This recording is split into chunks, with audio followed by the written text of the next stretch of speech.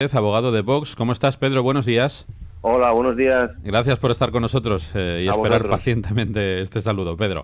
Bueno, estuvisteis ayer, Javier Ortega y tú, asistiendo pues a esta nueva astracanada de los Jordis, de Joaquín Forn, en fin, del mundo separatista golpista que de pronto, claro, lógicamente, como lo que quieren es salir de la cárcel, pues han plegado velas y ahora dicen que reniegan de la vía unilateral.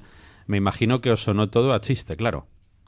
Bueno, pues sí, la verdad que sí. De todas formas, en el fondo no hubo ningún cambio porque las declaraciones estaban plagadas de contradicciones. Claro. Por un lado, en el caso de Sánchez, dijo que él siempre había pensado lo mismo antes y ahora, es decir, que siempre ha estado en contra de la unilateralidad.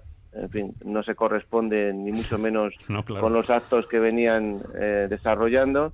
Y los demás, pues es curioso ver cómo cuando se les preguntaban sobre situaciones concretas como el acoso a la comisión judicial en el registro que hubo en la Consejería de Economía los días 19, 20, 21 de septiembre, pues nunca los calificaban como actos de violencia, ¿no? Pero en las siguientes respuestas ellos espontáneamente reconocían que había habido violencia, ¿no? Es decir, que de alguna manera era decir una cosa y su contraria, a ver si de alguna manera podían convencer de algún modo a su señoría, ¿no? Bueno, pero su señoría, o sea, quiero decir, ya entendemos que los jueces tienen que mantener, lógicamente, la posición que les corresponde. Pero, en fin, esto es lo más parecido que uno ha visto a una tomadura de pelo colectiva. Es decir, que estos señores se presenten como profundamente pacifistas y contrarios a la violencia, cuando hay fotos de ellos subidos en los coches de la policía, alentando a las masas a ir contra los que no piensan como ellos, pues, en fin, eso es que es una tomadura de pelo, Pedro. Sí, absolutamente. Bueno, en el tema de la violencia, además, parecía como que preguntarle sobre si eran actos de violencia, cuando se les preguntaba sobre hechos concretos, parece que les producía urticaria porque no querían pronunciar la palabra, Claro. pero como digo, se producían situaciones realmente dantescas, ¿no? Cuando decían, no eran actos de violencia, pero sí eran actos vandálicos. Bueno, pues nada, a mí que me lo expliquen realmente qué diferencia hay entre una cosa y la otra, ¿no? Pero bueno, en fin, fue toda la declaración así. Lo único así que fue más destacable, digamos, en un cambio de opinión fue las manifestaciones del exconsejero Forn, Sí. cuando en un momento, al final de su declaración, reconoció que en un momento nos apartamos de la legalidad. Eso es cierto. O sea, que de alguna manera yo creo que ahí, en fin, yo creo que fue la manifestación más, entre comillas, honesta, ¿no?, de todas las que se produjeron, ¿no? Uh-huh. Me parece, según he podido leer por ahí, que las únicas preguntas que no quisieron responder fueron las del Vox, las de Vox, ¿no? Las de Pedro y las tuyas, Pedro. Sí, en el caso de Sánchez y de Cuixart así fue. Sin embargo, en el caso del señor Forn es verdad que sí contestó a nuestras preguntas. Uh-huh. Y bueno, realmente la situación del señor Forn es la más complicada de todas, porque bueno, por su puesto como ex consejero de Interior, Claro. pues tenía que demostrar, digamos, algo más que el resto, ¿no? En fin, como he dicho antes, las declaraciones estaban plagadas de contradicciones. Nosotros no hemos visto en el fondo ningún cambio y simplemente pues se ha querido intentar una salida a la desesperada, a ver si puede cambiar su situación personal. Uh-huh. ¿Y qué esperáis después de esas declaraciones, Pedro? Bueno, las declaraciones, para aclarar la Sí. cuestión procesal, Uh-huh. no es una petición de revisión en sí misma, es simplemente que querían declarar voluntariamente Ya. para dar explicaciones extensas que no pudieron, a su juicio, la vez anterior, ¿no?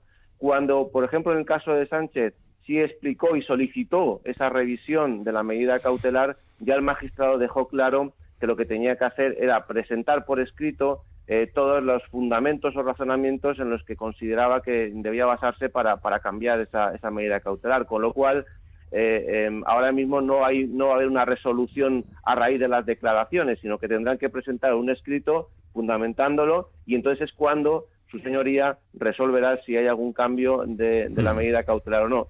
Ya como he dicho antes, no hay cambios en cuanto a las razones que llevaron a que se acordara la prisión provisional, con lo cual lo lógico es que se mantenga esa situación. Uh-huh.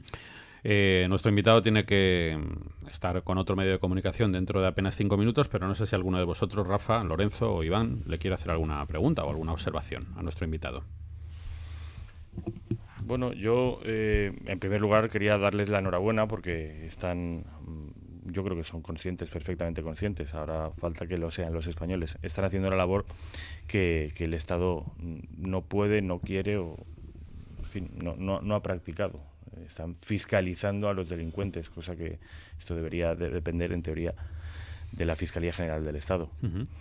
Y en segundo lugar, yo quería preguntarle sobre él, que estuvo en la sala y que tuvo un contacto al menos visual, directo con ellos, si se cree que lo que dicen, si cree que han hablado con sinceridad o se están haciendo al menos, una farsa. Al menos parece, desde luego, a juzgar por las portadas de los periódicos, que todos se desdijeron, incluso que Joaquín Forn señala o se quita las responsabilidades y señala directamente a Trapero. ¿Esto fue así? Porque... Bueno, lo que da la sensación en la declaración es que como que quieren arrepentirse, pero como que no pueden, ¿no? Es decir, reconocen que el referéndum del 1 de octubre fue un acto ilegal, pero al mismo tiempo añaden que ellos no eran conscientes en ese momento de que fuera un acto ilegal. Entonces, claro, con estas manifestaciones que no son arrepentimientos sinceros, claros, libres, voluntarios, sin condiciones, pues es difícil pensar que realmente su declaración sea creíble o sea cierta, ¿no? En cuanto al tema de Forn, sí que es verdad que ahí hubo un par de cambios en cuanto a la postura que hasta ese momento se mantenía. También probablemente porque su situación es la más complicada de los tres, ¿no? Efectivamente, cuando se habló de la actuación de los Mossos el 1 de octubre, él lo que dijo es que no entraba en cuestiones operativas. Él no daba instrucciones a los Mossos de cómo debían actuar o cómo debían dejar de actuar, ¿no? Y entonces efectivamente descargó la responsabilidad sobre el mayor Trapero. Yo insisto en que creo que los tres están buscando una salida desesperada y no del todo contundente en cuanto a su arrepentimiento, pues para cambiar o intentar cambiar su situación personal de prisión. Bueno, te vamos a dejar, Pedro, porque sé que tienes un poco de prisa. Muchísimas gracias por haber estado con nosotros en directo. Dale un abrazo a Javier Ortega de nuestra parte también. Y me sumo a las palabras de mi tocayo. Enhorabuena por esa labor que estáis haciendo, que solamente os podrá agradecer España y los españoles, porque evidentemente los poderes públicos actuales estoy convencido de que no. Gracias, Pedro. Bueno, gracias a vosotros. Un abrazo a todos. 8:42.